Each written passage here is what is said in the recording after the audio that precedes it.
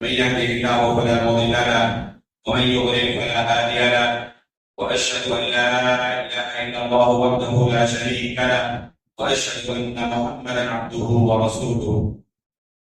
يا ايها الذين امنوا اتقوا الله حق تقاته ولا تموتن الا وانتم مسلمون.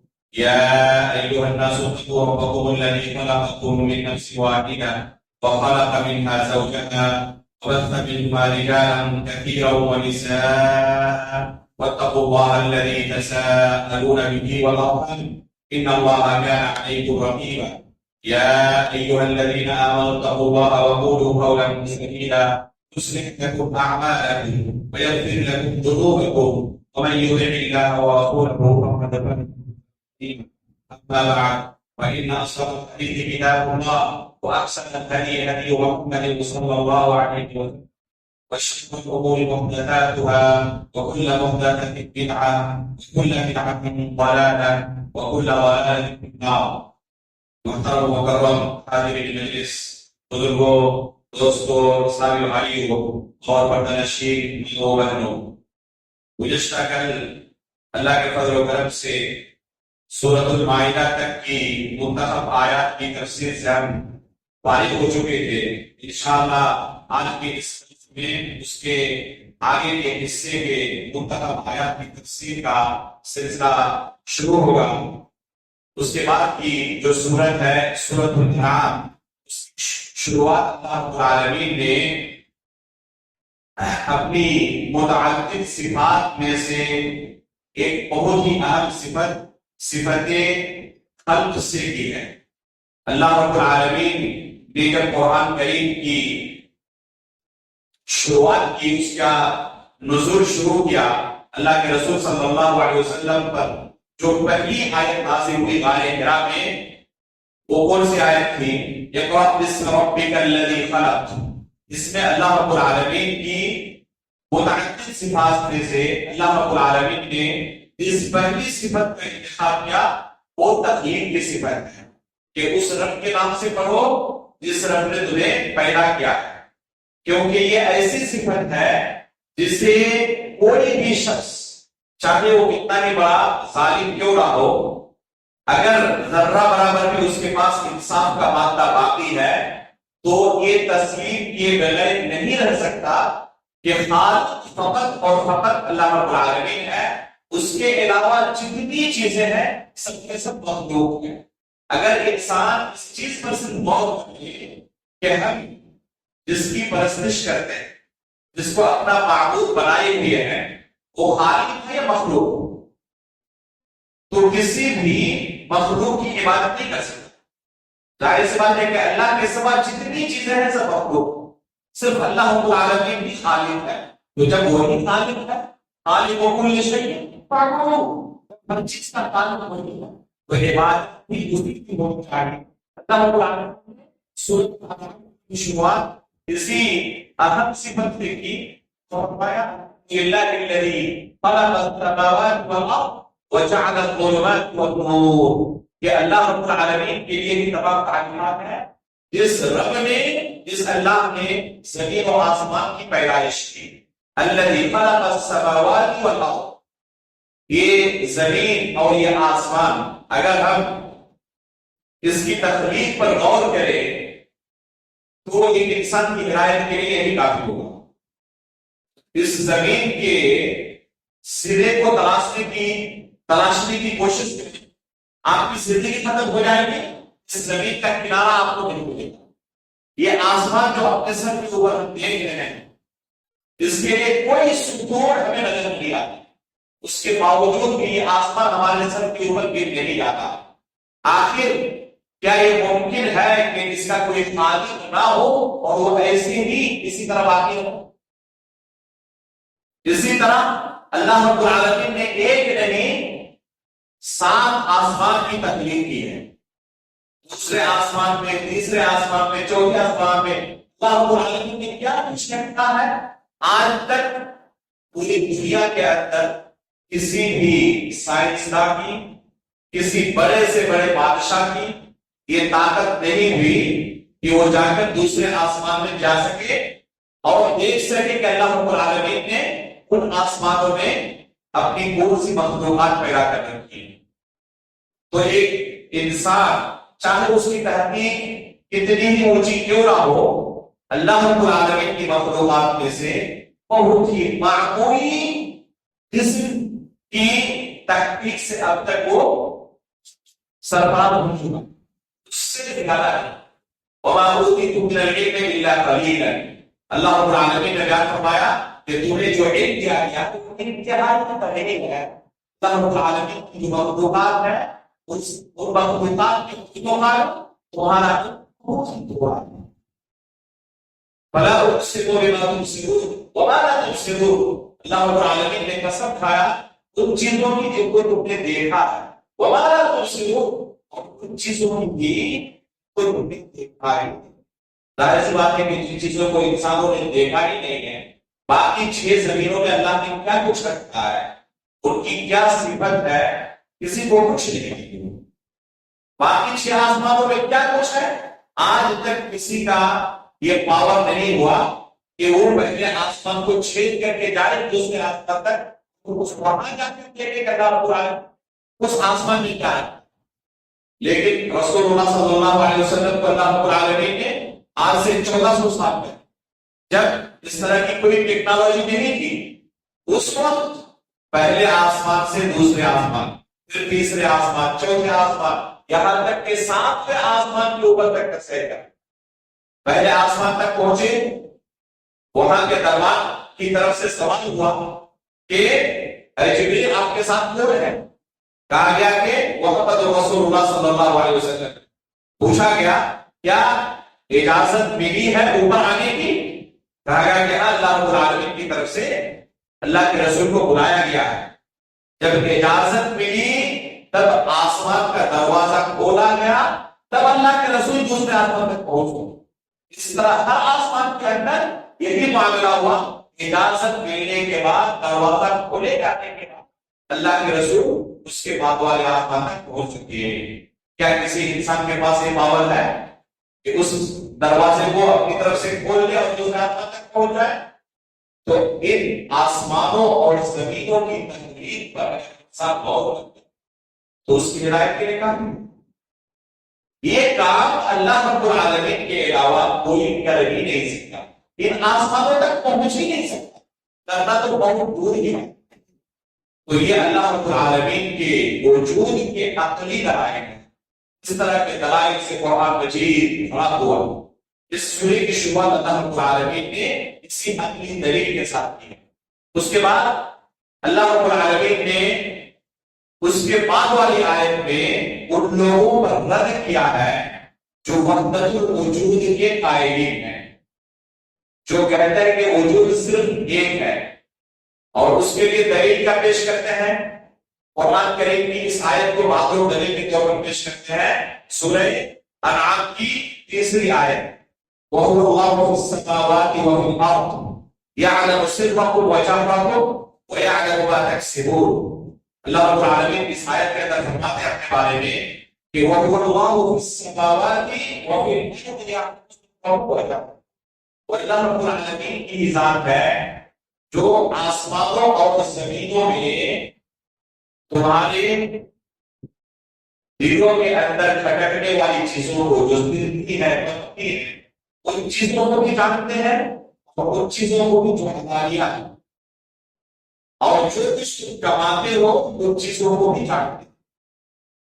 اس آیت کے اندر اللہ رب العالمین نے اپنے علم کے بارے میں بیان کیا کہ چاہے آسمانوں کے اندر ہو، چاہے زمینوں کے اندر ہو، چاہے علانیہ ہو یا سری ہو، ہر چیز کا علم اللہ رب العالمین کو۔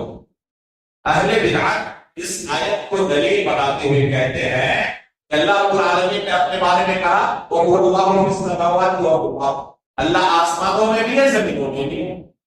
پتا چلا کہ اللہ تعالیٰ ہر جگہ ہے، تو ہر چیز کے اندر اللہ حضور کیے ہوئے نہ وہ کوئی ہے۔ یہ ایک کفریہ عقیدہ ہے۔ قطعاً اس آیت کے اندر اللہ تعالیٰ نے اپنی ذات کے ہر جگہ ہونے کے بارے میں نہیں کہا، بلکہ فوراً اللہ تعالیٰ نے کیا کہا؟ یا اللہ مسلم کو بچا یہ اللہ رب العالمین کے علم کے بارے میں ہے. اللہ رب العالمین ہر چیز کا علم رکھتے ہیں، چاہے اس سے یہاں تک کہ انسان جو کچھ کماتا ہے اس کے بارے میں بھی اللہ رب العالمین جانتے ہیں. تو یہ آیت اللہ رب العالمین کے بارے میں ہے. اس آیت کو دلیل بنا کر یہ کہنا کہ یہ وحدت الوجود کی دلیل ہے، یہ قطعاً درست نہیں ہے. نہ اللہ کے رسول نے اپنے صحابہ کو اس کی تعلیم دی اور نہ صحابہ کرام اس تعلیم کی تعلیم دی. اس کے بعد اللہ رب العالمین نے انسانوں کو زمین کے اندر سیر و تفریح کا حکم دیا ہے، سیر کرنے کا حکم دیا ہے، لیکن اس مقصد سے صرف تفریح کے مقصد سے نہیں. ارسلوا فی الارض فانظروا کیف کان عاقبۃ المکذبین. اس زمین کے اندر اللہ رب العالمین نے جن لوگوں نے اللہ رب العالمین کی وحدانیت کو، رسول کی رسالت کو جھٹلایا، اللہ پر ایمان نہ لائے، اتنی بے شمار اپنی دلائل موجود ہونے کے باوجود اللہ رب العالمین کی وحدانیت کا انکار کیا، ان لوگوں کا کیا حشر ہوا؟ جا کر زمین کی سیر کرو اور اپنے آنکھوں سے دیکھو کہ اللہ رب العالمین جھٹلانے والوں کو کیا، انہیں جس طرح کے عذاب کے اندر اللہ رب العالمین نے مبتلا کیا ہے. تو زمین کی سیر ہونی چاہیے عبرت حاصل کرنے کے لیے. اگر اس مقصد سے کوئی سیر کرتا ہے تو یہ مقصد بہت عظیم ہے اور اللہ رب العالمین کی عبادت میں شامل ہے. اس لیے کہ انسان کو زمین کی سیر کرنا چاہیے اللہ رب العالمین کی ان نشانیوں سے عبرت حاصل کرنے کے لیے. اس کے بعد اللہ رب العالمین نے عقیدے کا ایک اہم مسئلہ ذکر کیا ہے کہ بیماریوں سے شفا دینے کی طاقت اور قدرت فقط اور فقط اللہ رب العالمین کے پاس، اس کے علاوہ کسی کے پاس یہ طاقت نہیں کہ وہ بیماریوں سے کسی کو شفا دے سکے. وَإِن يَمْسَسْكَ اللَّهُ بِضُرٍّ فَلَا كَاشِفَ لَهُ إِلَّا هُوَ وَإِن يَمْسَسْكَ بِخَيْرٍ فَهُوَ عَلَى كُلِّ شَيْءٍ قَدِيرٌ. اللہ رب العالمین نے اس آیت کے اندر بیان کیا کہ اگر تمہیں کسی طرح کا کوئی نقصان پہنچے، کوئی بیماری لاحق ہو جائے، تو اس بیماری سے نجات دینے والی بات فقط اور فقط اللہ رب العالمین کی. جب اللہ رب العالمین ہی فقط شفا دینے والا ہے تو ہمیں شفا اللہ رب العالمین سے ہی طلب کرنا چاہیے. اس کے علاوہ کسی دوسرے کو شفا دینے پر قادر تسلیم کرنا اللہ رب العالمین کی اس قدرت کے ساتھ شرک کرنا ہے اور اللہ رب العالمین اس گناہ کو کبھی معاف نہیں کرے. یہ شرک ہے اور شرک کا اللہ رب العالمین کبھی معاف نہیں کرتا. ان اللہ لا یغفر الشرک به ویغفر ما دون ذلک لمن یشاء. بعض لوگ اشکال پیش کرتے ہوئے کہتے ہیں کہ اگر شفا اللہ رب العالمین ہی دینے والا ہے تو پھر آپ تو ڈاکٹر کے پاس جانا اور علاج و معالجہ اختیار کرنا یہ اس عقیدے کے منافی نہیں ہے. توکل کا یہ معنی نہیں ہے کہ آپ علاج معالجہ اور دوسرے اسباب کو اختیار نہ کریں، بلکہ توکل کا معنی یہ ہے کہ انسان اسباب اختیار کرنے کے ساتھ ساتھ یہ عقیدہ رکھے کہ ان اسباب میں تاثیر پیدا کرنے والی ذات اللہ رب العالمین کی. اگر اللہ تعالیٰ نے تاثیر پیدا کی تو فائدہ ہوگا، تاثیر پیدا نہیں کی کوئی فائدہ نہیں. جیسے آگ کی صفت کیا ہے؟ جلانا.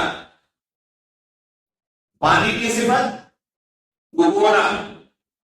یہ سبب اللہ تعالیٰ نے اگر تاثیر پیدا کی تو یہ اس کی صفت ہوگی. اللہ تعالیٰ نے تاثیر پیدا نہ کی اس کی صفت نہیں ہوگی. ابراہیم علیہ السلام کو دشمنوں نے آگ کے اندر داخل کر دیا، اللہ رب العالمین نے وہ صفت اس کے ساتھ تاثیر پیدا نہیں کی، آگ کوئی نقصان نہیں ہوا. موسیٰ علیہ السلام کو دشمنوں نے پانی کے اندر، موسیٰ علیہ السلام کو ان کی اماں نے پانی کے اندر ڈال دیا، لیکن وہ تاثیر اللہ رب العالمین نے پیدا نہیں کی، نقصان نہیں پہنچا سکے۔ تو اللہ رب العالمین ان اسباب کے اندر تاثیر پیدا کرتا ہے۔ تو ایک انسان اسباب بھی اختیار کرے، ساتھ میں یہ عقیدہ رکھے کہ اس سبب کے اندر تاثیر پیدا کرتا ہے، علاج ضرورت کا، لیکن ساتھ میں یہ عقیدہ رکھے کہ اس علاج کے اندر تاثیر پیدا کرنے والا کون ہے؟ اللہ رب العالمین۔ اللہ تعالیٰ نے تاثیر پیدا کی تو فائدہ دیں گے یہ دوا، اور اللہ تعالیٰ نے تاثیر پیدا نہیں کی تو یہ دوا کوئی فائدہ نہیں۔ تو یہ ہے توکل کا طریقہ۔ تو جب یہ پتہ ہمیں چل گیا کہ تاثیر اللہ کے ہاتھ میں ہے اور تاثیر کی بنا پر ہی وہ فائدے مند یا نقصان دہ ہو سکتی ہے، تو اس صورت میں ہمیں اللہ رب العالمین کے حضور اپنے آپ کو پیش کرنا چاہیے اور اللہ رب العالمین سے بھی دعا کرنی چاہیے، ساتھ بھی اسباب کو اختیار کرنا چاہیے۔ ایک شخص اللہ کے رسول کے پاس آیا اور کہنے لگا اللہ کے رسول میرے پاس ایک اونٹنی ہے، تو اسے گناہ چھوڑ دو، اس کے بعد اللہ پر بھروسہ کرو، اللہ تعالیٰ اس کی حفاظت کرنے والا ہے، یا پہلے باندھو اس کے بعد اللہ پر بھروسہ کرو؟ تو اللہ کے رسول نے کیا کہا؟ پہلے اسے باندھو، اس کے بعد اللہ پر بھروسہ کرو۔ تو یہ ہے توکل کا معنی۔ توکل کا معنی یہ نہیں ہے کہ آپ علاج چھوڑ دیں اور کہیں کہ اللہ رب العالمین پر میں بھروسہ کروں۔ اگر کوئی شخص بچے کی بڑی خواہش ہو اور شادی نہ کرے تو کہے کہ اللہ پر میرا بھروسہ ہے، اللہ تعالیٰ مجھے ایسے ہی اولاد چاہے تو دے سکتا ہے، تو لوگ اس کو کیا کہیں گے؟ پاگل ہو چکا ہے۔ تو بغیر سبب اختیار کے لیے اگر کوئی کہے کہ یہ میرا توکل ہے تو حقیقت میں اس نے توکل کو سمجھائی گی۔ سب سے زیادہ اللہ پر توکل کرنے والے، بھروسہ کرنے والے کون ہیں؟ رسول اللہ صلی اللہ علیہ وسلم۔ اور وہ اللہ کے رسول نے اسباب کو اختیار اور ان اسباب کو اختیار کرنے کا حکم دیا، لیکن ان اسباب کے اوپر ہی پورا ڈیپینڈ ہو جانا اور انہی کو شامل یہ بھی ہم دے۔ اس لیے اب ان اسباب کو اختیار کریں گے جن کی اجازت شریعت کی طرف سے ملی، اور ایسی چیزیں جن کو لوگوں نے سبب سمجھ لیا حالانکہ کہیں سے وہ سبب نہیں۔ مثال کے طور پر کوئی بیمار پڑا اور اس کو کہا گیا کہ ایک تعویذ لو اور ہاتھ میں باندھ دو، جس سے تمہیں شفا مل جائے، یہ سبب وہ سمجھ رہا ہے، کہہ رہا ہے کہ اس میں صرف سبب سمجھتا ہوں، اور شفا دینے والی ذات اللہ کو سمجھتا۔ اللہ تعالیٰ نے تعبیر پیدا کی، تعبیر میں شفا ملی، تعبیر پیدا کی شفا نہیں ملی، کیا کہا جائے گا؟ اس کا یہ عقیدہ درست ہے؟ یہ عقیدہ درست نہیں، کیونکہ یہ سبب نہیں ہے، یہ وہمی سبب ہے۔ تو جو اسباب دنیا میں پائے جاتے ہیں وہ تین طرح کے، کچھ اسباب یقینی ہیں، کچھ اسباب ظن غالب والے ہیں، اور کچھ اسباب وہمی ہیں۔ یقینی سبب جیسے بچے کی کسی کو خواہش ہو تو شادی کرنا ایک یقینی سبب ہے، اس سبب کے حاصل کیے بغیر ممکن نہیں کہ بچہ اسے حاصل ہو جائے۔ کوئی بھوکا ہے، کھانا کھائے، بھوک ملے گا، پیاسا ہے، پانی پیے، اس کی پیاس ختم ہوگی۔ اب اگر کوئی پیاسا ہے، پانی نہیں پی رہا اور کہہ رہا ہے کہ میرا اللہ پر بھروسہ ہے، ایسے ہی پیاس ختم ہو جائے تو کیا کہا جائے گا؟ ان یقینی اسباب کو چھوڑنا توکل کے خلاف ہے۔ اور کچھ اسباب ہے ظن غالب والی، جیسے علاج و معالجے کا جو طریقہ ہے ڈاکٹروں کے پاس، تو یہ اسباب اختیار کرنا توکل ہے، ان اسباب کو چھوڑنا نہیں۔ تو اللہ کے رسول نے ان اسباب کو اختیار کیا، اور کچھ اسباب ہیں وہ نہ دنیا کا کوئی ڈاکٹر، میڈیکل ڈاکٹر مشورہ دے گا ان اسباب کو اختیار کرنے کا، اور نہ اللہ اور اس کے رسول نے ان اسباب کو اختیار کرنے کا حکم دیا ہے، جیسے کہ تعویذ کرنا۔ تو یہ وہ بھی سبب ہے، ان اسباب کو اختیار کرنا توکل کے خلاف ہے۔ اللہ رب العالمین نے اس آیت کے اندر ہمیں تعلیم دی ہے کہ اگر ہم بیمار پڑے تو اللہ رب العالمین سے بھی شفا طلب کریں۔ اس کے بعد اللہ رب العالمین نے رسول اللہ صلی اللہ علیہ وسلم کے متعلق عقیدے کا ایک اہم مسئلہ بیان کیا ہے کہ غیب کا علم صرف اللہ رب العالمین کو ہے، اس کے علاوہ کسی کے پاس غیب کا علم نہیں، یہاں تک کہ رسول اللہ صلی اللہ علیہ وسلم پاس بھی غیب کا علم ہے۔ چنانچہ اللہ رب العالمین نے ارشاد فرمایا قُلْ لَا أَقُولُ لَكُمْ عِنْدِي خَزَائِنُ اللَّهِ وَلَا أَعْلَمُ الْغَيْبَ، اے رسول آپ کہہ دیں لوگوں کو کہ میں غیب نہیں جانتا۔ یہ اللہ رب العالمین نے رسول اللہ صلی اللہ علیہ وسلم کو حکم دیا لوگوں کے درمیان اعلان کرنے کے لیے کہ آپ لوگوں کو کہہ دیں میں علم نہیں جانتا۔ اور اس کے بعد اللہ رب العالمین نے اس کی بات کیا کہا وَعِنْدَهُ مَفَاتِحُ الْغَيْبِ لَا يَعْلَمُهَا إِلَّا هُوَ، غیب کی جتنی کنجیاں ہیں سب اللہ کے پاس ہیں، اس کے علاوہ غیب کے بارے میں کوئی کچھ نہیں جانتا۔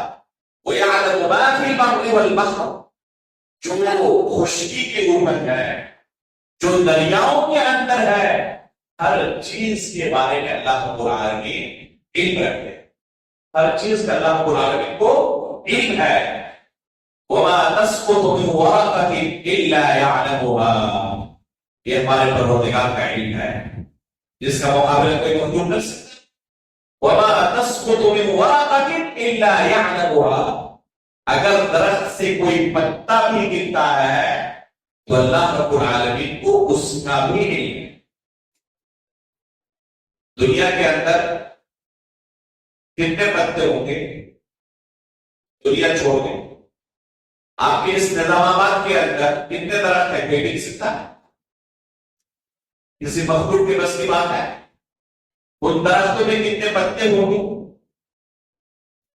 پورے انڈیا میں دنیا میں کتنے درخت ہوں گے؟ کسی مخلوق کے بس کی بات نہیں ہے۔ انسانوں کو بھی نہیں پاتے تو درختوں کی بس نہیں۔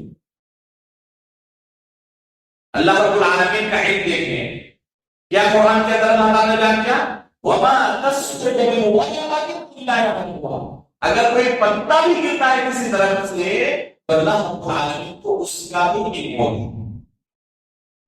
تقدیر کے جو 4 ارکان ہیں تقدیر پر ایمان لانے کے، پہلا رکن کیا ہے کہ اللہ رب العالمین کو ہر چیز کا علم ہے۔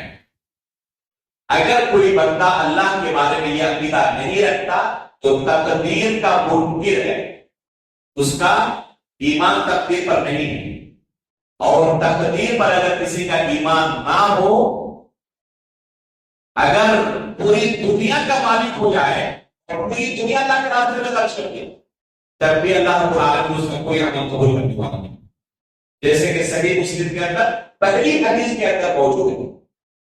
اگر پوری دنیا بھی اللہ کے راستے میں خرچ کر دیتا، اگر وہ کوئی پہاڑ کے برابر اس کے پاس سونا ہو وہ بھی اللہ کے راستے میں خرچ کر دے، تقدیر پر ایمان نہ ہو تو اللہ رب العالمین کے پاس کامیاب نہیں ہو سکتا۔ سب سے پہلا فتنہ اس امت کے اندر جو ظاہر ہوا وہ صحابہ کرام کے زمانے میں بھی ظاہر ہو چکا تھا۔ وہ کون سا فتنہ تھا؟ کسی تقدیر کے انکار کا فتنہ تھا۔ کیا کہا تھا ایک منکرین تقدیر نے؟ انہوں نے کہا تھا ان الامر عرف وان لا قدر، جیسے کہ صحیح مسلم کی پہلی حدیث کے اندر بیان ہوا کہ کسی چیز کے واقع ہو جانے کے بعد اللہ کو علم ہوتا ہے، اللہ رب العالمین پہلے سے نہیں جانتا۔ نعوذ باللہ من ذلک، یہ تقدیر کا انکار ہے۔ اللہ رب العالمین نے اس صفت کے بارے میں ایک دو آیتیں نہیں قرآن کے اندر یہ شمار آیتیں نازل ہیں اور اس تفصیل کے ساتھ نازل کی ہے کہ انسان کی عقل حیران رہ جائے۔ جیسے کہ اس آیت کے اندر اللہ تعالیٰ نے بیان کیا ہے کہ زمین کے اوپر ہو، خشکی کے اوپر ہو، دریاؤں کے اندر ہو، ہر چیز کا اللہ رب العالمین علم رکھنے والے ہیں۔ یہاں تک کہ اگر کوئی درخت سے پتا بھی گرتا ہے تو اللہ تعالیٰ اس کے بارے میں بھی جانتے ہیں۔ اس کے بعد اللہ رب العالمین نے اس سورہ کے اندر ایک اہم سبق انسانوں کو دیا۔ ایک قصہ ایک جلیل القدر نبی کا بیان کریں. وہ سبب کیا ہے کہ اگر حقیقت میں کوئی حق کی تلاش میں ہو تو اللہ رب العالمین اسے حق کی راہ دکھا دیتا ہے. لوگ کہتے ہیں کہ بے شمار علماء ہیں، کچھ علماء اس طرح کہتے ہیں، کچھ علماء اس طرح کہتے ہیں، کچھ علماء اس طرح کہتے ہیں. ہم کن کی مانیں؟ ان کے لیے جواب ہے کہ حقیقت میں اگر آپ کا مقصد یہ ہے کہ مجھے اللہ کی جنت مل جائے، جہنم سے چھٹکارا مل جائے، صحیح دین جو ہوگا اس کو مجھے فالو کرنا ہے، اس کی اتباع کرنی ہے، اسے قبول کرنا ہے. چاہے 40 سال 50 سال کی زندگی ہماری کسی بھی طرح گزر چکی ہو، کسی ایک چیز کو ہم اسلام مانتے ہوئے گزار چکے ہیں، پتا چلے کہ یہ خلاف حق کی اور اس کو ترک کر دوں گا اور اس کو حق چھوڑ. اگر یہ جذبہ کسی انسان کے پاس ہے تو اللہ رب العالمین ایسے بندوں کو حق کے راستے پر لگا دیتا ہے اور ان کے لیے حق کی پہچان کو آسان کر دیتا ہے. اللہ رب العالمین نے اس سورے کے اندر ابراہیم علیہ السلام کا قصہ بیان ہے. حق کی تلاش میں ہے، اللہ رب العالمین کو تلاش کریں کہ کون ہمارا پروردگار ہو سکتا ہے. چنانچہ اللہ رب العالمین نے ان کے بارے میں فرمایا وَإِذْ قَالَ إِبْرَاهِيمُ لِأَبِيهِ آزَرَ أَتَتَّخِذُ أَصْنَامًا آلِهَةً إِنِّي أَرَاكَ وَقَوْمَكَ فِي ضَلَالٍ مُبِينٍ. ابھی تک اللہ رب العالمین کی پہچان نہیں ہوئی ہے، لیکن اپنے والد کو، اپنے قوم کے لوگوں کو سجدہ کرتے ہوئے دیکھ رہے ہیں اور کہہ رہے ہیں کہ یہ خود اعلان نہیں ہوتی، ان کے پاس مصیبت نہیں کہ انہیں ہم اللہ ہیں، ان کو اپنا معبود بنائیں. انی اراک وقومک فی ضلال مبین. ابا جان، میں آپ کو اور آپ کے قوم کے لوگوں کو واضح گمراہی میں دیکھ رہا ہوں. وَلِيَكُونَ مِنَ الْمُؤْمِنِينَ فَلَمَّا جَنَّ عَلَيْهِ اللَّيْلُ رَأَىٰ كَوْكَبًا قَالَ هَٰذَا رَبِّي. رات بھی دیکھا ستاروں کو کہ یہ ستارے ہو گئے، یہ میرا رب ہو سکتا ہے. فَلَمَّا أَفَلَ قَالَ لَا أُحِبُّ الْآفِلِينَ. لیکن جب یہ ستارے ڈوب گئے تو کہا کہ میرا رب ایسا نہیں ہو سکتا جو ڈوب جائے. فَلَمَّا رَأَى الْقَمَرَ بَازِغًا قَالَ هَٰذَا رَبِّي.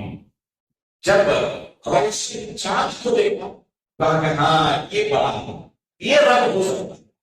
لیکن اس کے ساتھ لوگ حشر ہوا جو ستاروں کے ساتھ ہوا تھا، کہا کہ نہیں یہ رب نہیں ہو سکتا.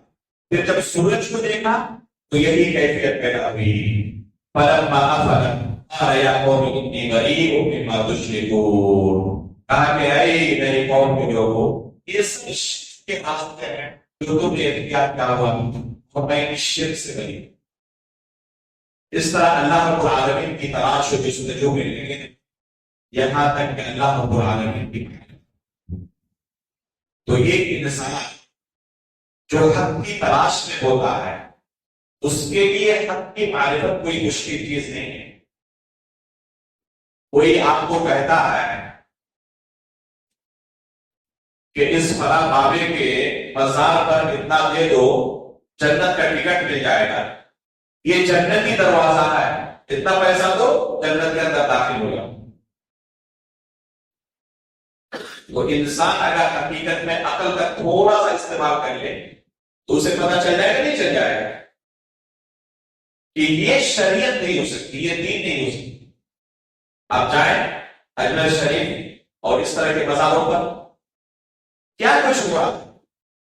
اگر انسان اپنے عقل کا استعمال کرے، حق کی تلاش میں ہو، تو کیا کبھی قبول کر سکتا ہے کہ یہ اسلام ہے، یہ شریعت، یہ دین ہے؟ اپنی آنکھوں سے دیکھا مدینے کے اندر بہت سارے لوگ مختلف ممالک سے آتے تھے جو خصوصاً اسی میں گزار دیتے. وہاں رسول اللہ صلی اللہ علیہ وسلم کی قبر کی تاریخ ان کے سامنے بیان کی گئی اور ان حقائق کو ان کو دکھایا گیا تو کچھ ایسے لوگ کھڑے ہو کر ہمارے سامنے انہوں نے توبہ کیا جو قبروں کے انہوں نے اپنی حقیقت بیان کرنی شروع کی کہ ہم جب یہ موسم ختم ہوتا ہے اس میں، تو جب یہ موسم ختم ہوتا ہے تو اتنے پیسے وہاں اکٹھے ہو جاتے ہیں کہ پیسے گننے کے لیے لوگوں کو ہمیں کرائے پر لینا پڑتا ہے۔ یہ پیسے کن کے ہیں؟ ہمارے اور آپ کے، دین کے نام پر ڈالے گئے کہ ہمیں جنت ملے گی۔ کیا حقیقت میں یہ اسلام ہے؟ یہاں تک کہ بہت سارے قبر ایسے پائے جاتے ہیں، بازار ایسے پائے جاتا ہے، آپ تحقیق میں پتا چلے گا کہ یہاں پہ کوئی بازار نہیں، ایسے ہی جھوٹ کو کسی نے پرچار کر دیا فلاں بازار کا بازار۔ تو اس طرح اپنی زندگی لوگ گزار دیتے ہیں۔ اگر حق کی تلاش ہو تو یہ مشکل نہیں ہے کہ وہ حقیقت میں کتاب و سنت کی بات کرتا ہے، خالص اوریجنل اسلام انہیں سکھا رہا ہے، اور وہ دین کے نام پر انہیں لوٹ رہا ہے۔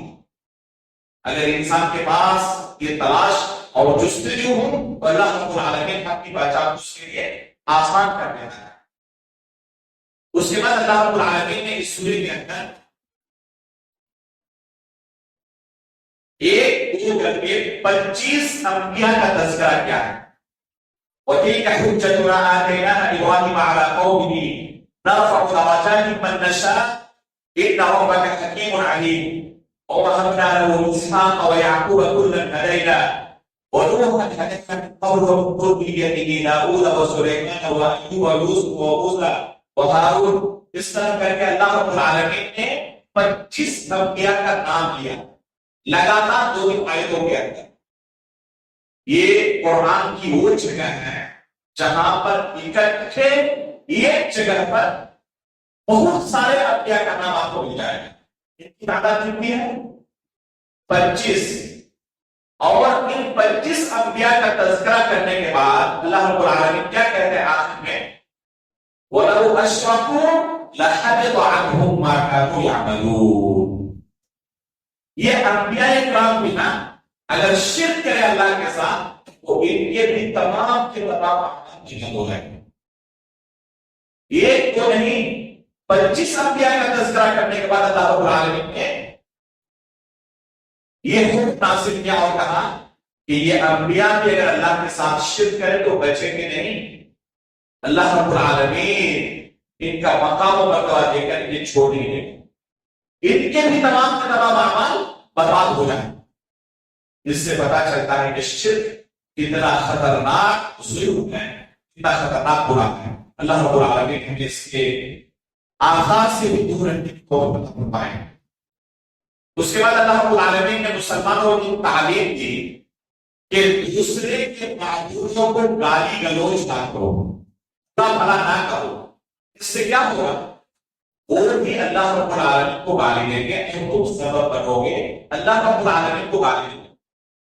اسلام نے دوسرے کے معبودوں کو گالی گلوچ کرنے سے منع کیا، ان کو باطل کہا ہے، لیکن یہ نہیں کہا کہ ان کو جا کے گالی دو اور ان کو اس طرح ان کے دل آسانی کرو، کیونکہ اصل مقصد کیا ہے؟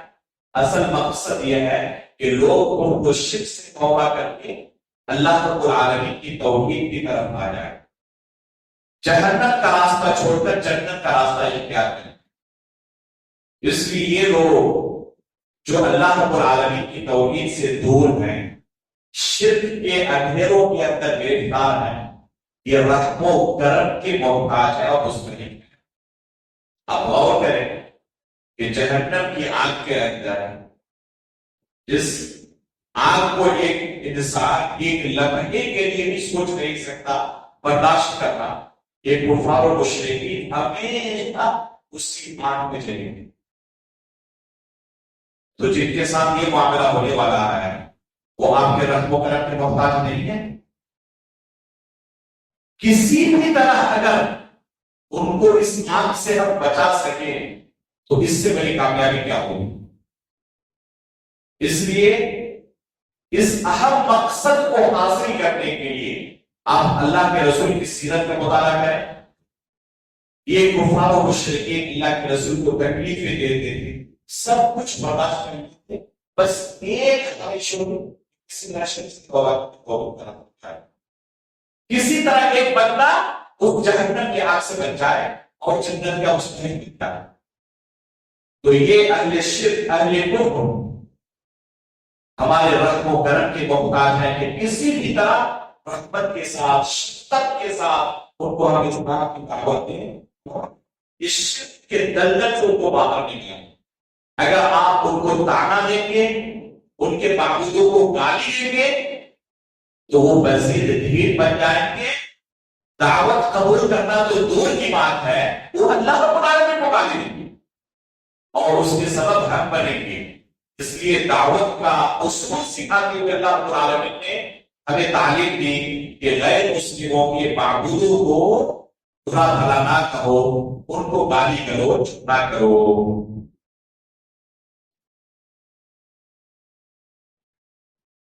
اور اس سورہ کے آخر میں اللہ رب العالمین نے اسی چیز کو دوبارہ دہرایا ہے۔ یہ آیت بڑی مشہور آیت ہے، اکثر آپ جمعہ کے خطبوں میں اور جلسوں میں اس آیت کو سنتے رہتے ہیں۔ اللہ رب العالمین کا ارشاد ہے قل ان صلاتي ونسكي ومحياي ومماتي لله رب العالمين لا شريك له وبذلك وانا اول المسلمين۔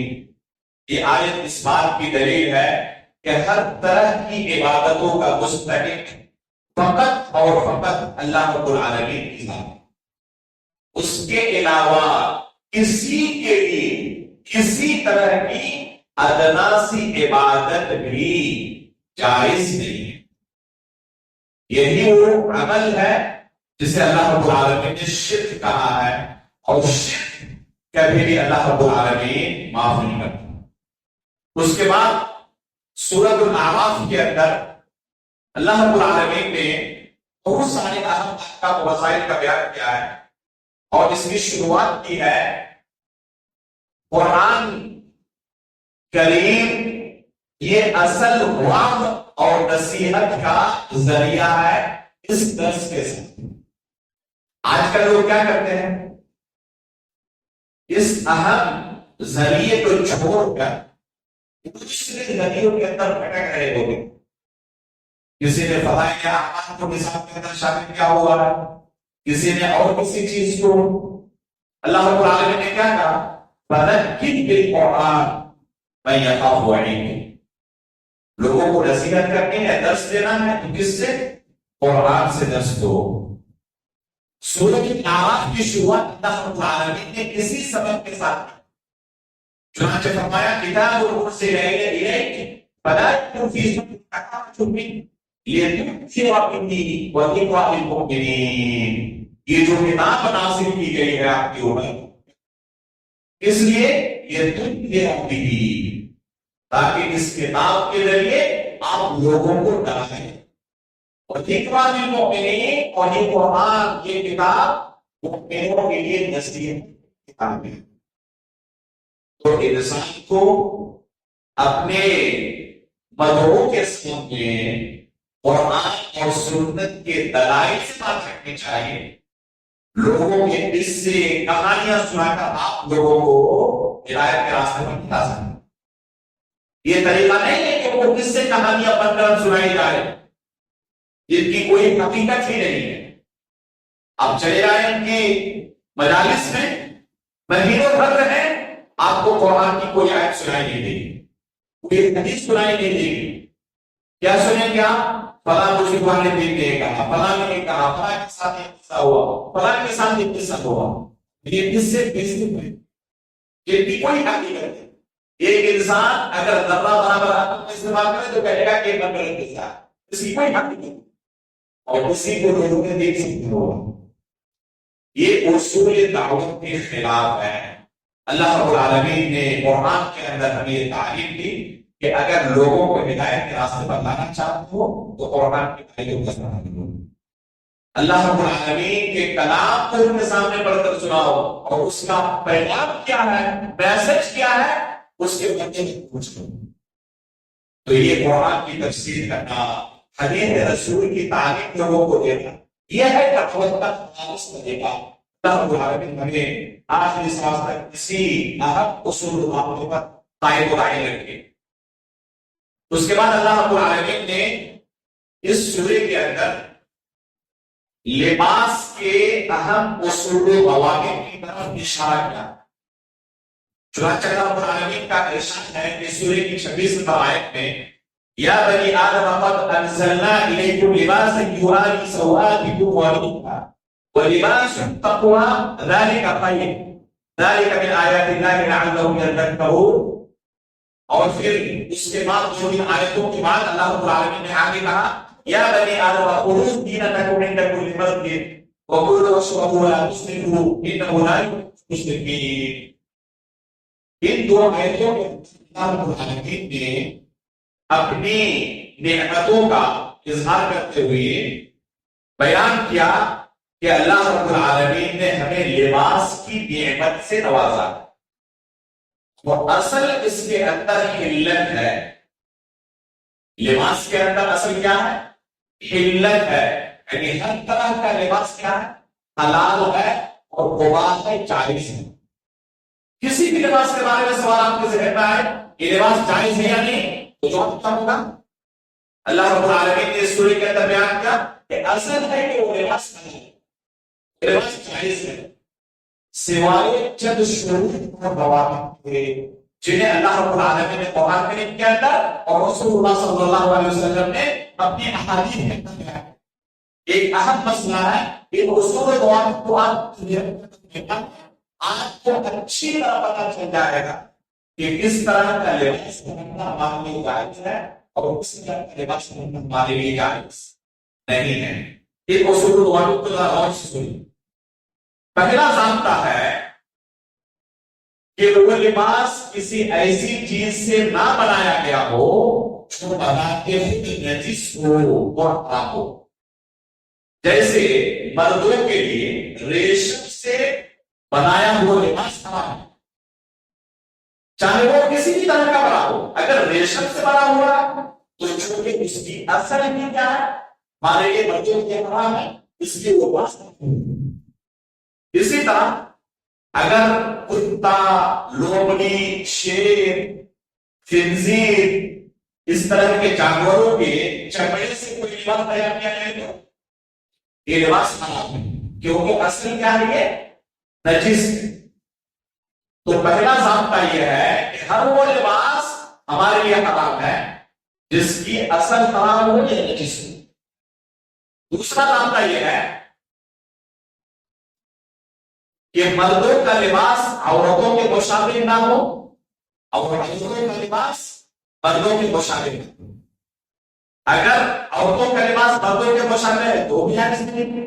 مردوں کا لباس عورتوں کے مشابہ بھی جائز نہیں. جیسے کوئی مرد اگر برقع پہنے اس کو کیا کہا جائے گا؟ حرام ہے، جائز نہیں ہے. اور کوئی خاتون اگر پیر شرٹ اور ٹائی لگائے، ایسے بھی ٹائی کے بارے میں مختلف بھی ہے وہ، تو یہ مردوں کا لباس ہے عورتوں کا لباس ہے. ایک انسان فوراً دیکھ کر ہی پتا کرے کہ عورت ہے یا مرد. مردوں کا لباس ہر قوم کے اندر معاشرے کے اندر الگ ہے، عورتوں کا لباس ہے. اگر یہ ایک دوسرے کی مشابہت اختیار کر رہے ہیں تو یہ جائز نہیں ہے. تیسرا ضابطہ یہ ہے کہ وہ لباس کفار و مشرکین، اہل بدعت و ضلالت اور فاسق و فاجر لوگوں کے مشابہ نہ ہو. وہ لباس کفار و مشرکین کے یا اہل بدعت و ضلالت کے یا فاسق و فاجر لوگوں کے مشابہ نہ ہو. کوئی انسان لباس رکھ رہا ہے فرافل بشتار کی ہے، اس کی تقلید میں ایک لباس اس نے پرچار ہو گیا کہ ہاں فرافل اسلام نے یہ لباس پہن لیا. فاسق و فاجر کی تقلید میں جو لباس انسان پہننے کا وہ اس کے لیے کیا ہے؟ حرام، جائز نہیں ہے. چوتھا ضابطہ یہ ہے کہ وہ لباس شہرت اور امتیاز کا باعث نہ ہو.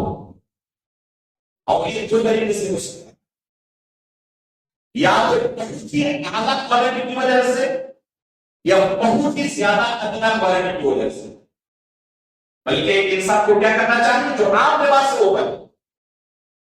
مثلا کوئی 1 کروڑ کا ایک کرتا سلے تو لوگ اس کی طرف ہمیشہ انگلی اٹھا کر دیکھیں گے یہ تو 1 کروڑ کا لباس پہن کے جا رہا ہے. یا کوئی اچھا خاصا گھرانے کا ہو مال اس کے پاس ہے لیکن پھٹا پرانا ایک دم 10 جگہوں سے پھٹا ہوا، 1 سال پہلے آخری مرتبہ کھلا تھا اس دوست کا کریڈٹ، اور وہ چاہتا ہے کہ اس طرح میں توازن کیا توازن نہیں یہ شہرت کر سکے. اللہ کے رسول نے لباس الشہرت سے بنا کیا تو دو طریقے سے انسان شہرت حاصل کر سکتا ہے. بہت ہی اعلیٰ یا بہت ہی ادنا کی اجازت صرف اس صورت میں مل سکتی ہے کہ اگر اس شخص کے بارے میں قوم اور معاشرے میں معروف ہو کہ یہ مالدار آدمی ہے اور کوئی بھی فقیر ان کے پاس آ کر خالی ہاتھ واپس نہیں جائے. اگر ایسا شخص ایک ادنا لباس پہنتا ہے تو اس کے لیے جائز ہے. اور اپنا اصل یہ ہے کہ اللہ رب العالمین نے جسے جس طرح کے مال و دولت سے نوازا ہے اسی طرح کا لباس وہ پہنے. اگر اللہ رب العالمین نے اچھا خاصا مال و دولت آپ کو دیا ہے تو اپنے اسٹیٹس کے حساب سے آپ نے کرنا ہے. ایک شخص اللہ کے رسول کے سامنے آیا پھٹا پرانا کپڑا پہنے ہوئے، اللہ کے رسول نے پوچھا کہ تمہارے پاس کوئی مال نہیں تم فقیر ہو؟ تو کہا کہ اللہ کے رسول آپ مال کی بات پوچھ رہے ہیں کسی طرح کے آدمی کو نہیں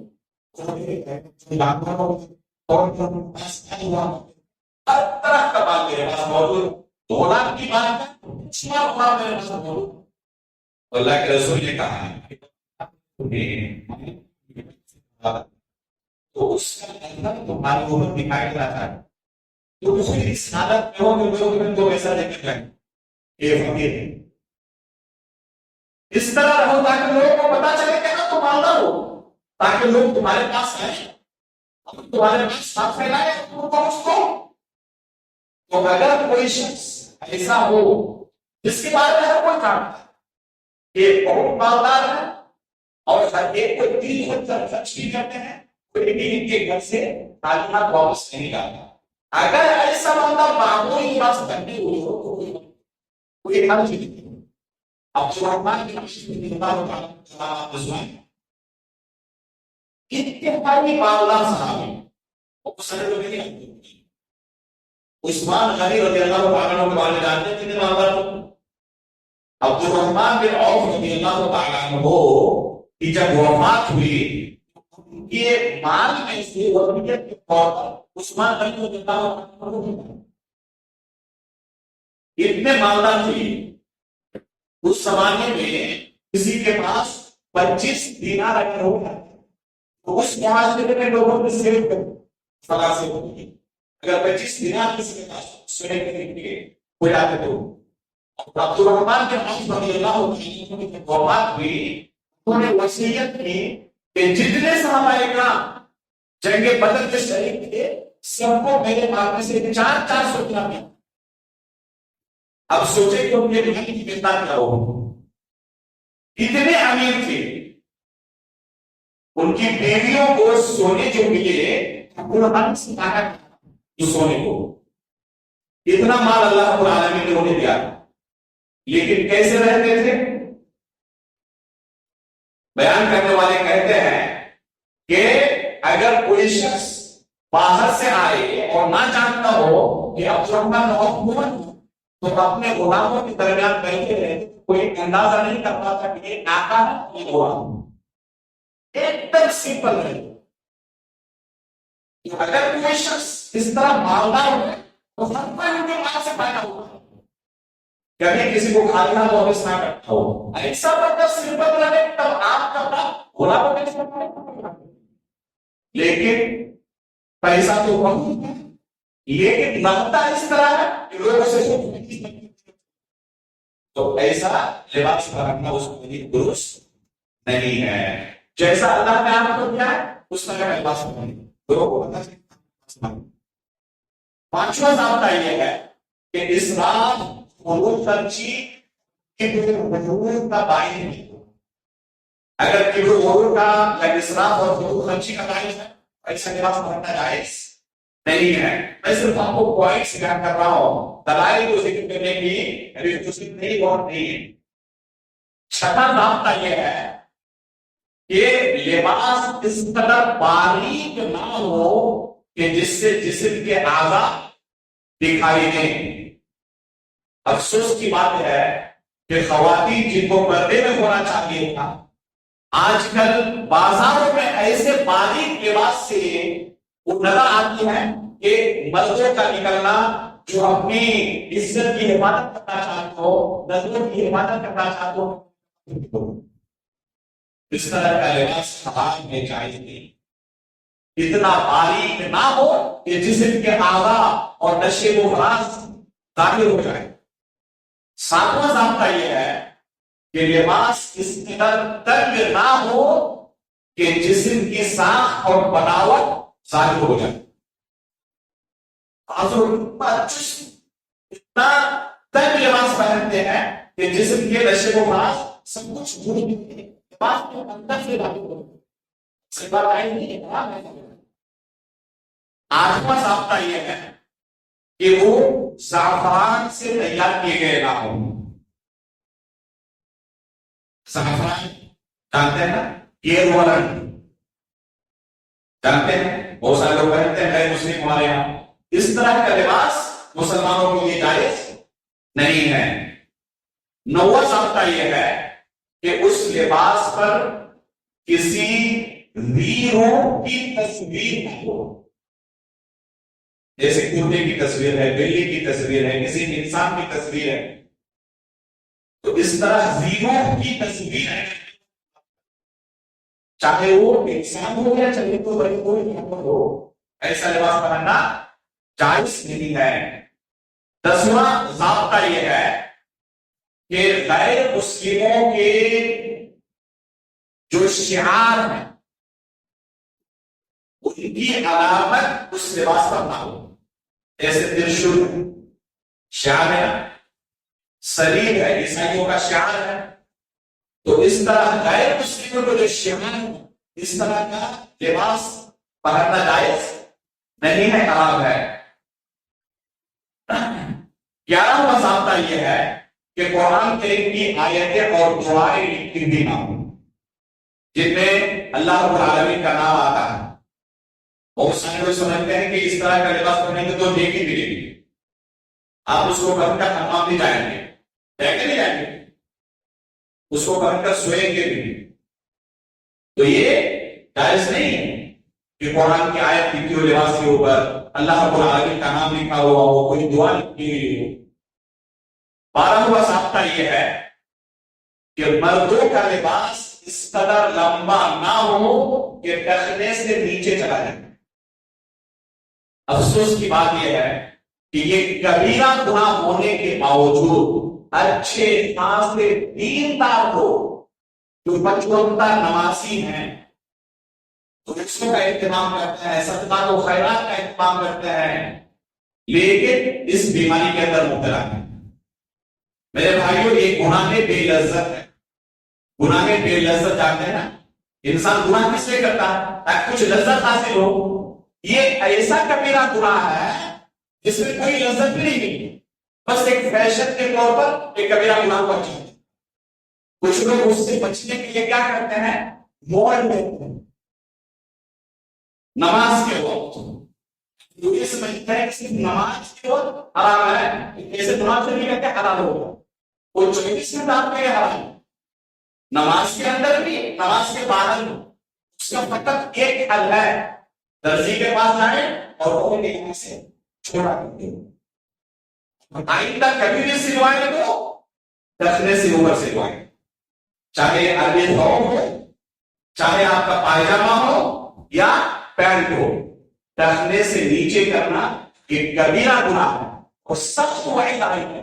اللہ رب العالمین قیامت کے دن میدان محشر میں جن لوگوں کی طرف نظر رحمت سے دیکھے گا ان میں سے ایک کون ہے جو ٹخنے سے نیچے کپڑے پہنتے ہیں.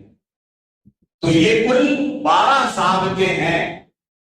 اگر یہ چیزیں نہ پائی جائیں تو ایسا لباس حلال ہے. اس کے علاوہ دوسرے جو لباس ہیں وہ حرام ہیں۔ اس کے بعد اللہ رب العالمین نے اس سورے کے اندر اللہ رب العالمین کی ربوبیت کا مسئلہ ذکر کیا ہے کہ اس دنیا میں اللہ رب العالمین کو دیکھنا کسی کے لیے ممکن نہیں ہے۔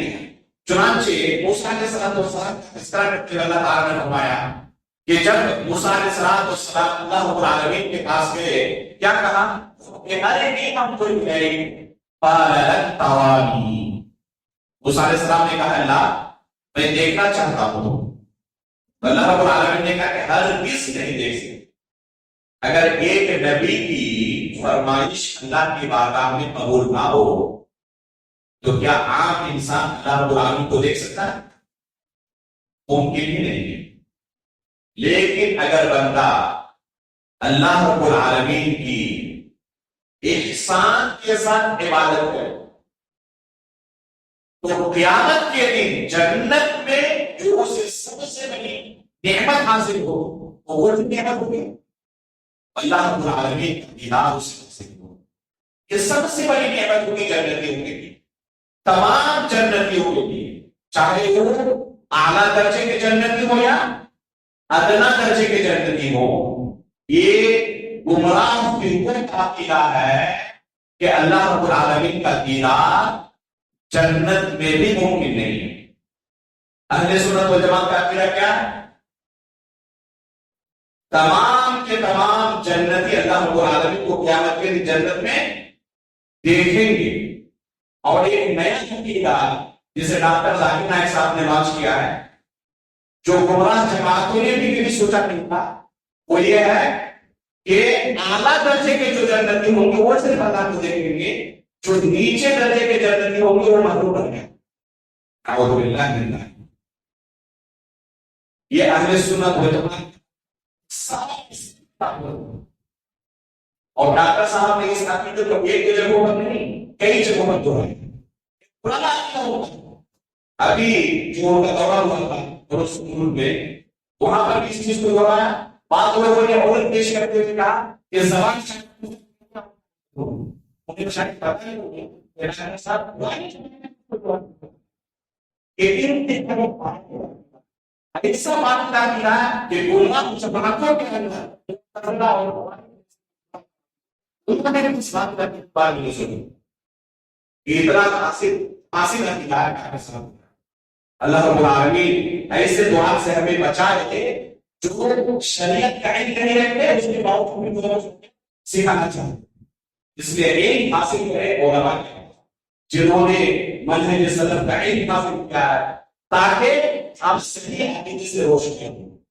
اللہ رب العالمین نے اس آیت کے اندر اپنی ربوبیت کا عقیدہ بیان کیا کہ ممکن نہیں ہے۔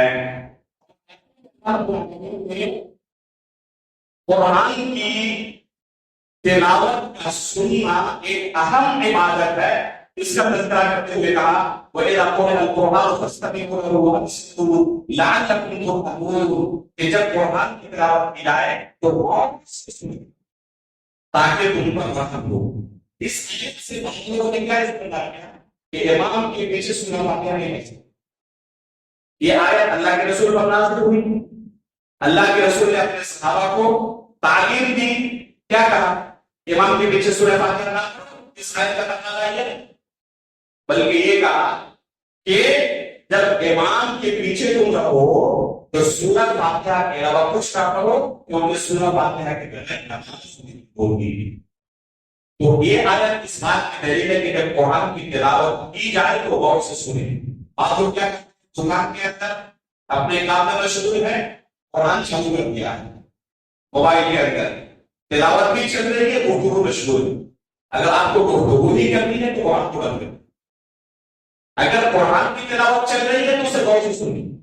اس کا حق ہے کہ آپ قرآن کی تلاوت کو بغور سنیں۔ اس کے بعد ایک چھوٹی سی سورہ ہے سورۃ الانفال۔ اس سورہ کے اندر اللہ رب العالمین نے غزوہ احد کا قصہ شروع میں بیان کیا ہے۔ وَإِذْ يَعِدُكُمُ اللَّهُ إِحْدَى الطَّائِفَتَيْنِ أَنَّهَا لَكُمْ وَتَوَدُّونَ أَنَّ غَيْرَ ذَاتِ الشَّوْكَةِ تَكُونُ لَكُمْ وَيُرِيدُ اللَّهُ أَن يُحِقَّ الْحَقَّ بِكَلِمَاتِهِ وَيَقْطَعَ دَابِرَ الْكَافِرِينَ۔ یہاں سے اللہ رب العالمین نے کئی آیتیں نازل کی جن آیتوں میں سورہ تفسیر ہے۔ صحابہ اکرام جب جا رہے تھے ابو سفیان کے قافلے کو پکڑنے کے لیے، تو ان کا ارادہ کیا تھا کہ ابو سفیان مال و متاع کے ساتھ مکہ واپس آ جائے، تو کسی طرح یہ قافلہ ہمیں مل جائے اور یہ مال ہمارے ہاتھ آ جائے۔ یہ نہیں چاہتے تھے کہ جنگ ہو اور دشمنوں کے ساتھ مارا سکے۔ اسی چیز کی بندرگشی اللہ رب العالمین نے اس آیت کے اندر اور یہاں سے تکی آیت کو بند کر دی۔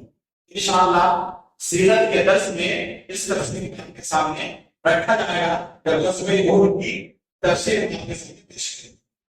اس کے بعد اللہ رب العالمین نے معاشرے کے اندر بسنے والے تمام لوگوں کو، چاہے وہ نیک ہوں یا گنہگار ہوں، سب کو ایک اہم تعلیم دی کہ دیکھو جب اللہ رب العالمین کا عذاب آئے گا حد درجہ گناہ بڑھ جانے کی وجہ سے، تو یہ نہ سمجھو کہ یہ عذاب صرف گناہگاروں کو ہونے، بلکہ جب اللہ کا عذاب آتا ہے تو اس میں نیک لوگ بھی پستے ہیں۔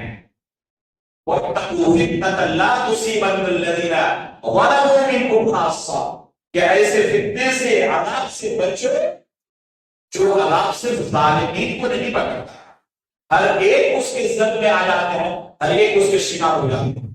اس کا حل کیا ہے؟ اس کا حل یہ ہے کہ اللہ کا عذاب آئے اس سے پہلے ہی اپنے سماج اور معاشرے سے اس گناہ کو ختم۔ جو نیک لوگ ہیں ان کے اوپر یہ ذمہ داری عائد ہوتی ہے کہ گنہگاروں کو نصیحت کریں، انہیں منع کریں۔ جب کسی قوم میں کوئی گناہ عام ہو جاتا ہے تو اس کی کیفیت کیا ہوتی ہے؟ اس گناہ کے کرنے والے کو خوف نہیں ہوتا، خوف بھی کو ہوتا ہے جو منع کرنے جائے ان کو خوف ہوتا ہے۔ جیسے سود کا معاملہ، داڑھی کے حلق کرنے کا معاملہ، اس قدر اس گناہ کے اندر ہمارے معاشرے کے اندر لوگ مبتلا ہو چکے ہیں کہ کہنے والے کو ڈر لگتا ہے، منع کرنے والے کو، نصیحت کرنے والے کو ڈر لگتا ہے، کیونکہ ان کی تعداد کافی کم ہے۔ جو گناہ میں مبتلا ہے ان کی تعداد اتنی زیادہ ہے کہ کہنے والے کو ڈر لگتا ہے۔ جب حالت ایسی پہنچ جائے کہ کوئی گناہ ہوگا، یہاں تک کہ لوگ اسے گناہ ہی نہ سمجھتے کہ گناہ کی صفت ہے، اللہ کے رسول نے اس کی مثال دیتے ہوئے کہ جب پہلی بار انسان کوئی گناہ کرتا ہے اسے کس طرح لگتا ہے؟ گویا کہ پہاڑ اپنے سر پر ڈالا ہوا، پہاڑ کی طرح اسے محسوس ہوتا ہے۔ جب کر ڈالتا ہے اس گناہ کو تو پھر اس کے لیے آسان ہو جاتا ہے۔ دوسری بار جب اس گناہ کو کرے گا تو اس طرح اس کو نہیں ہوگی۔ کسی کی عادت نہ ہو جھوٹ کہنے کی تو کبھی اسے جھوٹ کرنا پڑے، دیکھو اس کو نہیں کرنا ہے، لاکھ کوشش کر لے لیکن جھوٹ اس کی زبان سے نہیں، کیونکہ عادت نہیں۔ اور کسی کی عادت ہو چکی اور جھوٹ کہنے کی، اس کے لیے سچ کرنا مشکل ہو جائے گا، اس سچ کو بھی کوشش کرے گا کہ تھوڑا سا جھوٹ ملاتے ہیں۔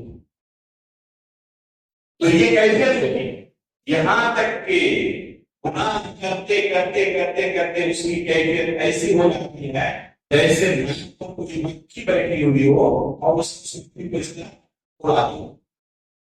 جس طرح مکھی کو ناک سے اڑانا کوئی مشکل معاملہ نہیں ہوتا، اسی طرح اس گناہ کو کرنے میں اسے کبھی خوف نہیں ہوتا۔ جو سود کے اندر لت پت ہو چکے ہیں، جھوٹ غیبت کے اندر لت پت ہو چکے ہیں، دوسروں کا مال ہڑپنے کو اپنی مہارت سمجھتے ہیں۔ ابھی یہاں سے پہلے بھائی کہہ رہے تھے کہ کسی بھائی نے اس سے پیسہ ادھار دیا ہے اور اب وہ انکار کر رہا ہے کہ نہیں دوں گا، جو کرنا نہیں کرتا، وہ کیا سمجھ رہا ہے کہ اللہ رب العالمین کی گرفت سے بچ جائے گا اور یہ زندگی اس کی ہمیشہ چلنے والی سے طرح اللہ رب العالمین کی گرفت سے نہیں کر سکتا۔ یہ مال کا معاملہ، حقوق العباد کا معاملہ کبھی اللہ رب العالمین معاف نہیں کرتا جب تک کہ وہ بندہ خود معاف نہ کرے۔ تو یہ گناہ کی کیفیت ہے اس لیے ایک انسان کو خصوص ایسے گناہوں سے دور رکھنا چاہیے جو معاشرے کے اندر قابل ہونے کہ گناہ کرنے والے ہی مقدر تو بچنے والے معمولی نظام میں آئے. اس طرح کے گناہ سے بچیں گے. اللہ کا عذاب جب آئے گا تو سبھی اس طریقے سے کہ چاہے آپ نیک ہوں یا گنہگار ہوں. اس کے بعد اللہ رب العالمین نے آگے کہا کہ اگر کسی قوم میں استغفار کرنے والے موجود ہیں تو اللہ رب العالمین کا عذاب ایسے لوگوں پر نہیں آئے. اگر گاؤں کے اندر لوگ استغفار کر رہے ہیں، گناہ ہو رہا ہے، لیکن گناہ جیسے ہی سرزد ہو اللہ تجھے معاف کر دے. اللہ شیطان کے چکر میں پڑ کر فلاں گناہ مجھ سے ہو گیا، اب مستقبل میں گناہ نہیں کروں گا، توبہ کرنا، استغفار کرنا. اللہ تعالیٰ نے وعدہ کیا ہے کہ اگر معاشرہ کوئی اس طرح لوگ استغفار کرنے والا تو اللہ رب العالمین کے عذاب کیسے معاشرے پر نہیں آتا. وما كان الله ليعذب وأنت فيهم وما كان الله معذبهم وهم يستغفرون. استغفار کرنے والوں پر اللہ کا عذاب نہیں آتا. اس کے بعد اللہ رب العالمین نے اسی چیز کو آگے ایک دوسرے انداز میں بیان کیا کہ اللہ رب العالمین کی کتنی نعمتیں تمہارے اندر موجود ہیں، تمہیں اس کا احساس بھی نہیں ہے. اللہ رب العالمین اپنی ان نعمتوں کو بندوں سے چھین نہیں لیتا. کسی کو بولنے کی نعمت دی ہے، دیکھنے کی نعمت دی ہے، سننے کی نعمت دی ہے، ایسا نہیں ہوتا. رزق کی نعمت دی ہوئی ہے، اچانک اللہ رب العالمین اس سے یہ نعمت چھین لیتی. کب اس طرح کی نعمتیں بندوں سے چھنتی ہیں؟ جب بندے خود اس کا سبب بنتے. چنانچہ اللہ رب العالمین نے کہا ذلك بأن الله لم يكن مغيرا نعمة أنعمها على قوم حتى يغيروا ما بأنفسهم. جب تک کہ وہی سبب نہ بن جائے تب تک اللہ رب العالمین ان کی یہ نعمتیں نہیں چھینتا. بندے خود سبب کرتے ہیں، ناشکری کرتے کرتے کرتے کرتے کرتے اس حالت میں پہنچ جاتے ہیں کہ اللہ رب العالمین پھر اپنی نعمتیں ان سے چھین لیتا. اس لیے نعمت کے بارے میں یہ کہا جاتا ہے کہ جب اس پر شکریہ ادا کیا جائے وہ برقرار بھی رہتی ہے اور اس میں اضافہ بھی ہوتا.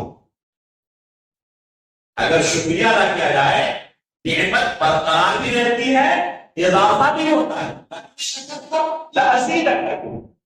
لیکن اگر ناشکری کی جائے تو اللہ رب العالمین اس نعمت کو ختم بھی کر دیتا ہے اور ساتھ میں عذاب کے اندر لوگ ہیں. اس لیے چاہیے کہ ہم اللہ رب العالمین کی نعمتوں پر ہمیشہ اس کا شکریہ ادا کرتے رہیں. آخر میں اللہ رب العالمین نے ایک اہم حکم کے ذریعے اس سورے کا اختتام کیا ہے، وہ ہے کہ پہلے شروع سے تبنی کے ذریعے اگر کسی کے ساتھ کوئی رشتہ قائم ہوتا تھا یا مواخات کے ذریعے کوئی رشتہ قائم ہوتا تھا تو ایک دوسرے کے میراث میں وہ حصہ پاتے. تبنی اور مواخات کیا ہے؟ کسی نے کسی کو گود لے لیا، گود لیا ہوا بچہ، یہ بھی جائز ہے اور بہت مبارک عمل ہے. شروع اسلام سے یہ چیز چلی آ رہی ہے، لیکن شروع اسلام میں باضابطہ میراث میں سے حصہ دیا جاتا ہے اس طرح کے بچوں کو. اسی طرح مواخات کا رشتہ اللہ کے رسول نے جو قائم کیا انصار اور مہاجرین کے درمیان، تو ایک دوسرے کے مال کے میراث پاتے تھے، یہ سلسلہ ہوا. اس سورے کی آخری آیت اللہ رب العالمین نے اس نظام کو منسوخ کرا کہ مستقبل میں آج سے اس نظام کے تحت کوئی ایک دوسرے کے نام میں والی نہیں ہوگا. چنانچہ اللہ رب العالمین نے فرمایا وَقُلُوا الْأَرْضِ بَعْضُهُمْ أَوْلَىٰ بِبَعْضٍ فِي كِتَابِ اللَّهِ إِنَّ اللَّهَ بِكُلِّ شَيْءٍ عَلِيمٌ. یہ جو کام ہے، جو رشتہ دار ہے، خونی رشتہ جن کے ساتھ ہے، نسب کے ساتھ جو آپ کے ساتھ جڑے ہوئے ہیں، صرف یہی آپ کے مال میں حق رکھتے ہیں. ان کے علاوہ دوسرے لوگ جن کو آپ نے منہ بولا بیٹا قرار دیا ہے، منہ بولا بھائی قرار دیا ہے، تو یہ بہت اچھا عمل ہے، لیکن میراث میں سے حصہ نہیں پائے۔ تو یہ چند اہم احکام مسائل تھے جن کا تذکرہ اختصار کے ساتھ آپ کے سامنے رکھا گیا۔ اللہ رب العالمین سے دعا ہے کہ اللہ رب العالمین اس کو ہمارے لیے نور عین بنائے۔ اللہ رب العالمین کی تعلیمات پر آخری سانس تک ہمیں عمل کرنے کی توفیق عطا فرمائے۔ آمین رب العالمین۔ وصلی اللہ علی نبینا محمد سبحانک اللہم وبحمدک اشہد ان لا الہ الا انت استغفرک واتوب الیک۔